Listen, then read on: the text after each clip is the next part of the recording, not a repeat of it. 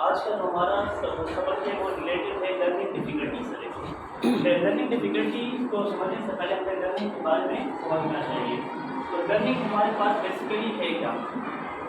Learning है permanent change in the behaviour due to the experience. मतलब ये है कि हम वास्तव में किसी चीज़ को देख लें और उसको ऑब्जर्व करें और उससे कुछ सबक सीख लें।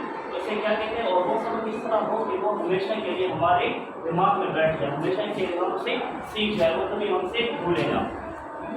फॉर एग्जाम्पल एक स्टूडेंट है और वो एक लेबोरेटरी में एक्सपेरिमेंट कर रहा था। ड्यूरिंग एक्सपेरिमेंट उसे कुछ ऐसा प्रॉब्लम, कुछ ऐसा इशू आ जाता है कि वो सॉल्व नहीं कर पाता। तो वो क्या करेगा? टीचर से पूछेगा, अपने इसी के स्टूडेंट से पूछेगा।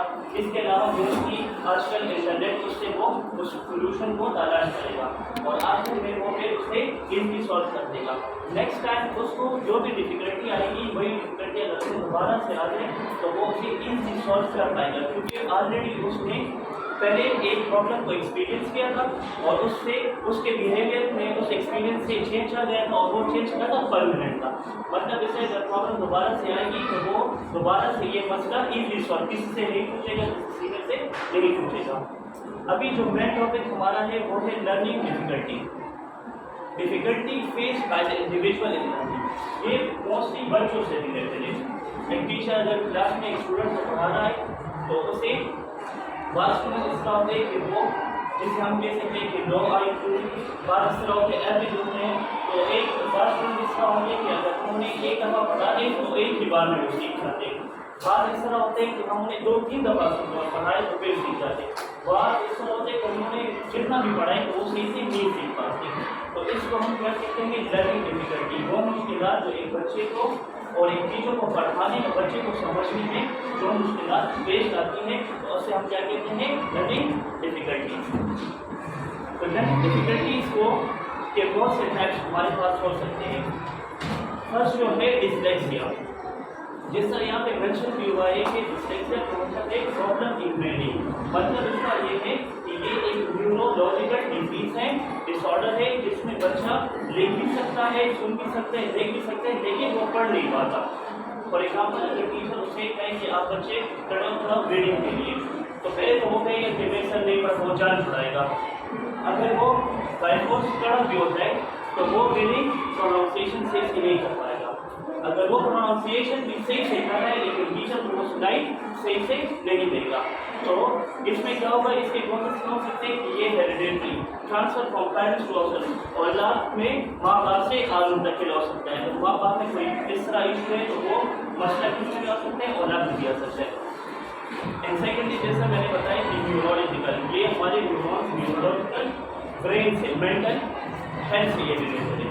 अभी इसके सोल्यूशन क्या है कि हम जिस तरह स्टार्ट में मेंशन है कि मैं एक बच्चे को बुलाऊँ, यहाँ पे बच्चा आ जाए और हमसे कहे कि बेटा यहाँ पे स्टार्ट क्या हुआ है, तो वो कहेगा कि डी लिखा हुआ है, सही है। तो फिर हम उसे कहें कि अच्छा ये क्या लिखे, वो कहेगा कि क्यू लिखा हुआ है। इस तरह मैं कहूँ कि ये क्या लिखा हुआ है, वो कहेगा कि डी लिखा हुआ है, और इस तरह वो कहेगा कि ए। तो हमने उससे खुलवाया भी और फिर हम यहाँ पे उससे लिखवा भी लेंगे। तो इस तरह उसके दो फायदे हो जाएंगे, वो देखकर भी सीख लेगा और लेकर भी सीख लेगा, और उसने बार बार ये प्रोनाउंस किए, बार बार ये बोल रहा है, वो सीख जाएगा। सेकेंडली हमारे पास जो है वो है डिस्ग्रेफिया। डिस्ग्रेफिया का मतलब ये है कि इसमें एक बच्चा देख तो सकता है, सुन भी सकता है, लेकिन वो लिख नहीं पाता। फॉर एग्जाम्पल अगर मैं उसे कहूँ कि आप ABC शुरू कर दो, तो वो यूजुअली ABC यहाँ से हम शुरू करते हैं। वो क्या करेगा? ABC इस साइड ऑपोजिट साइड से शुरू कर देगा। इसका मतलब कि अलिफ बा ये, तो ये राइट साइड की बजाय वो इस साइड से शुरू कर देगा। तो अभी इस प्रॉब्लम को हम किस तरह खत्म कर सकते हैं? ऑपोजिट भी उसी तरह है, न्यूरोलॉजिकल डिसऑर्डर है और हेरिडिटरी औलाद से माँ बाप के थ्रू आ सकता है। तो अभी इसका ये मसला हम किस तरह कर सकते हैं? जिस तरह इसमें ये DQ वो लिख भी लेगा, याद भी कर लेगा, दे भी सकता है, सही है। अभी इसमें ये मसला भी हल कर सकते हैं कि हम सकें कि ये क्या है, कहेगा कि ये बॉल में, दूसरा कहेगा कि क्या है। तो हम उससे ये पहले को इसकी बोलवा दें कि BALL, तो वो नीचे लिख देगा कि बॉल, फिर कहेंगे कि स्टे, तो वो के लिख देगा। एक और तरीका इससे जिसे हम कहते हैं ट्रेसिंग टेक्निक।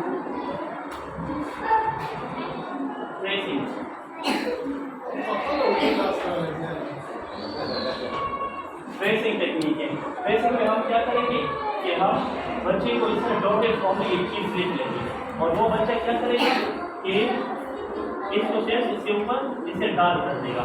सही है।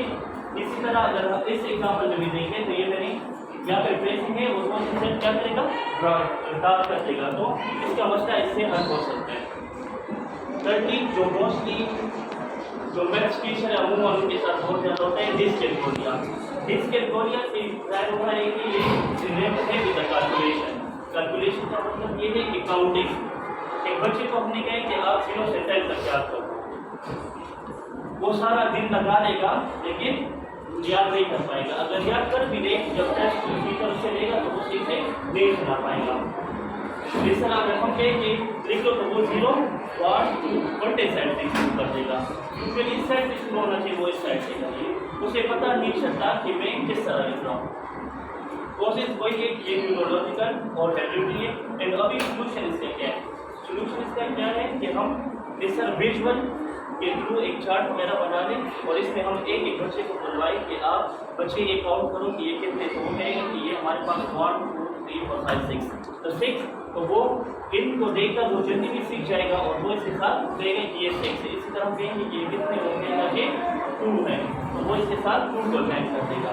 1 2 3 4 5 कितने 5, तो वो इसके साथ ज्वाइन कर देगा 5 के साथ इसको ज्वाइन कर देगा। और इधर 1 2 3 3, तो वो किसके साथ ज्वाइन करेगा 3 के। तो इस तरह वो जो टीचर बोल रहा है तो वो सुन भी रहा है, वो चार्ट को देखकर वो भी सीख रहा है और डिजिटल लर्निंग मतलब सुनने की सलाहियत से भी वो सीख रहा है, देखने की सलाहियत भी उसमें है, वो सीख सकता है। और इस तरह फिर वो क्या करेगा, इसमें क्या भी आ जाता है, मतलब वो लिख भी रहा है, क्योंकि रीडिंग किस पे हो रही है और वो उसके साथ उसे काउंटिंग में भी मसला है। इसी तरह यूजुअली अगर हम किसी बच्चे को विजुअल कोई डायग्राम वगैरह बता दें तो वो ईजली बहुत जल्दी समझ जाते हैं।